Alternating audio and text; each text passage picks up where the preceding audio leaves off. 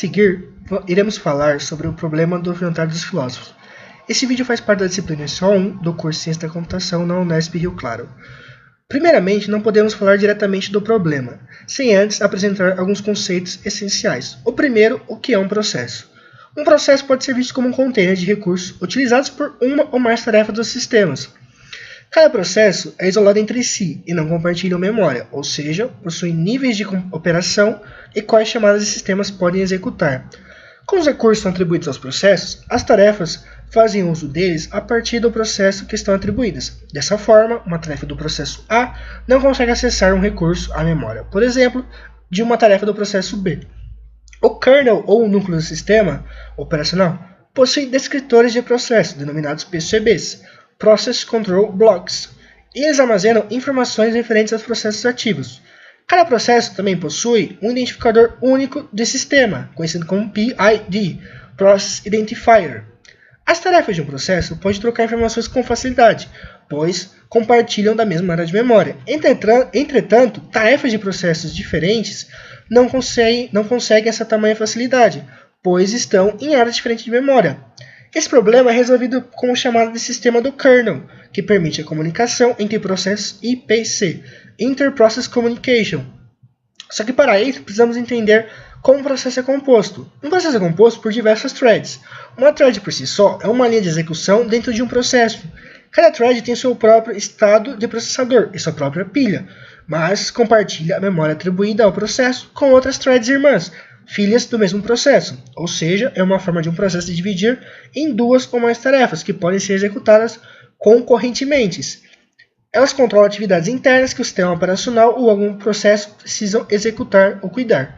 Voltando ao assunto de paralelismo, agora que já tivemos uma visão do que é um processo e que ele pode ter linhas paralelas de execuções, as threads, apresentamos esse diagrama que mostra processos com 3 threads sendo executados simultaneamente em núcleos diferentes do CPU. Entretanto, esse processo pode acabar gerando uns problemas.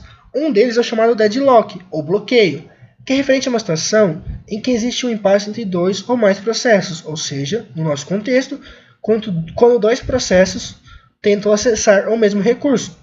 Quando isso acontece, um processo bloqueia o outro. Em outras palavras, um fica esperando o outro terminar e vice-versa, impedindo a execução dos comandos e prejudicando a fluidez e rapidez do sistema. Isso acontece quando várias threads do conjunto de processos estão à espera da liberação de um recurso por uma outra thread, que também está aguardando a liberação de outro recurso, alocado ou dependente dessa primeira.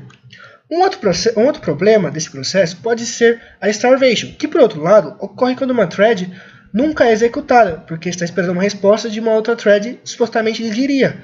Porém, essa thread que está encarregada de responder, por algum motivo pode morrer ou ficar bloqueada e nunca dar a resposta esperada. Diz nesse caso que a thread se torna um zombie, esperando uma resposta que possivelmente não terá.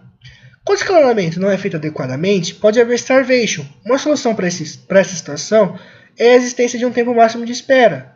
Uma outra coisa de starvation acontece também quando os programas entram em um ciclo infinito, razão pela qual também se dá o nome de esquecimento indefinido e não faz nenhum progresso no processamento, ao contrário do deadlock, que ocorre quando os processos ficam bloqueados dependendo da liberação de recursos um do outro. Para prevenir esse tipo de problema, existem algumas soluções que serão explicadas a seguir. A primeira a ser explicada é desativar as interrupções. Ela só é possível porque a mudança de contexto de execução de processos só pode ser realizada com o uso de interrupções. A forma mais simples de garantir a exclusão mútua é fazer com que o processo desabilite as interrupções ao entrar na região crítica e antes de sair, as habilite novamente.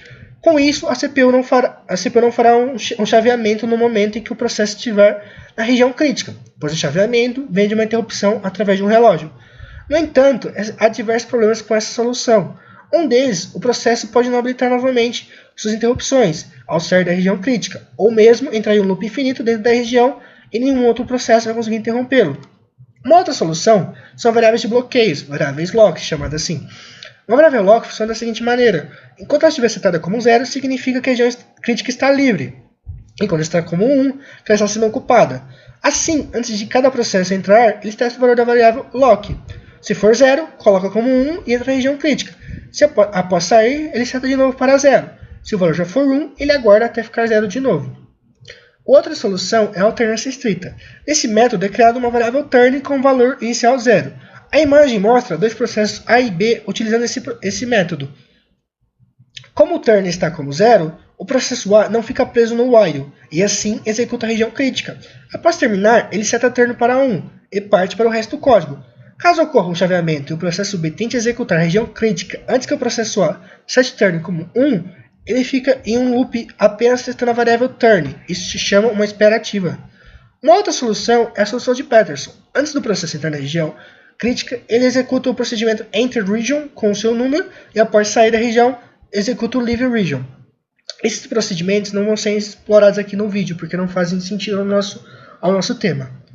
Agora que discutimos as soluções, vamos falar um pouquinho mais sobre paralelismo e concorrência. Ambos na computação se tratam da interação e execução de multitarefas. As vantagens desse tipo de programação são o aumento de desempenho do programa, devido ao aumento de quantidade de tarefas que podem ser executadas durante um determinado período de tempo. Como referimos há pouco, um dos principais problemas a ter em conta é o problema da sincronização, e podemos considerar vários casos desses problemas, como já citamos, o deadlock e o starvation.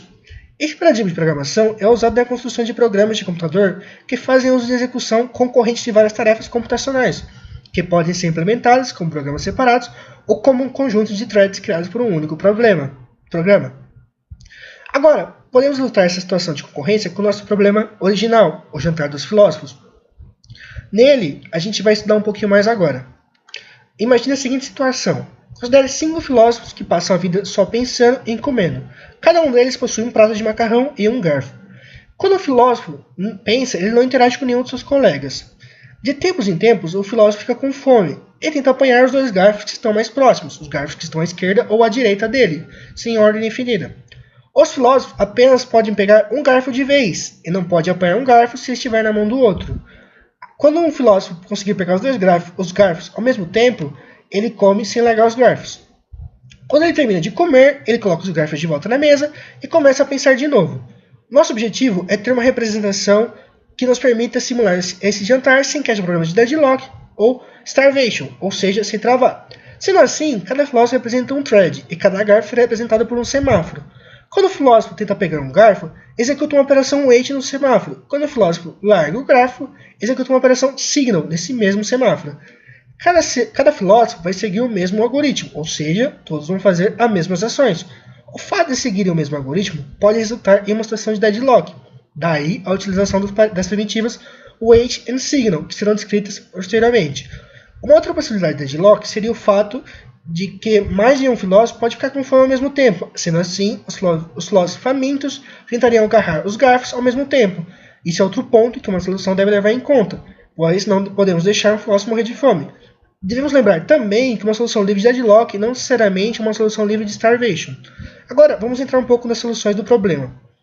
Um dos mecanismos computacionais que podemos usar para que não haja inconsistência de recursos são os semáforos. Um semáforo é uma variável, um mecanismo de sincronização sem esperativa. Essa variável pode ser manipulada através de duas primitivas atômicas, isto é, que não podem ser interrompidas por processos. A função é controlar acesso aos recursos partilhados num ambiente multitarefa. A emissão desse tipo de variável é atribuída ao autor mostrado na imagem. Quando declaramos um semáforo, o seu valor indica quantos processos podem ser ou threads podem ter acesso ao recurso partilhado. Assim, para compartilhar um recurso, o gerenciador deve verificar qual o valor do semáforo para saber qual ação a executar. As principais operações do semáforo são inicialização, receber com um parâmetro um valor inteiro indicando a quantidade de processos que podem acessar um determinado recurso. A operação wait decrementa o valor do semáforo. Se o semáforo estiver com valor 0, o processo é posto em espera. Para receber um sinal, um processo executa o wait e bloqueia seu semáforo e impedir a continuação da sua execução. A operação signal, se o semáforo estiver com valor 0 e existir um processo em espera, um deles será acordado. Caso contrário, o valor do semáforo é incrementado. Para enviar um sinal, um processo executa um signal. As operações de incrementar e decrementar devem ser operações atômicas ou indivisíveis. Como dito antes, instruções que não devem ser interrompidas. Enquanto um processo estiver executando uma dessas duas operações, nenhum outro processo pode executar outra operação nesse mesmo semáforo, tendo que esperar o primeiro e encerre ela. Essa obrigação evita a condição de disputa entre vários threads. Para evitar espera, que desperdiça processamento de máquina, a operação wait utiliza a estrutura de dados.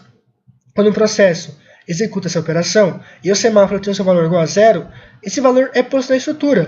Quando outro processo executar a operação signal, havendo processo nessa mesma estrutura, uma delas é retirada.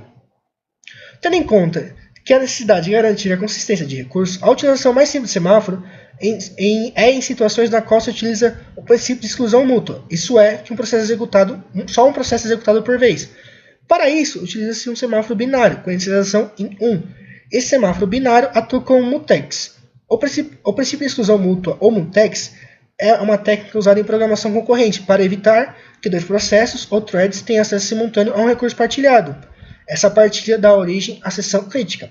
Então, um meio simples para a exclusão mútua é a utilização do tal semáforo binário, isto é, que pode assumir dois valores distintos, 0 e 1.